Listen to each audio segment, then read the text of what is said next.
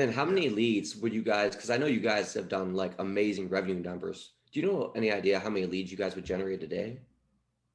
So when we started with mortgage, it was like 25,000 leads a day between Shit.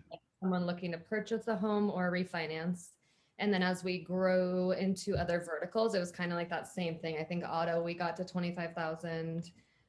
Solar was huge for us at the last place. God, lead count, probably in the thousands range. It was all Shit.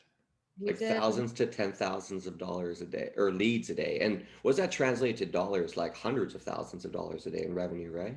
Yeah, like my average under the pubs that I had managed was like 200K plus a day in revenue. Oh That's shit. huge. That's crazy.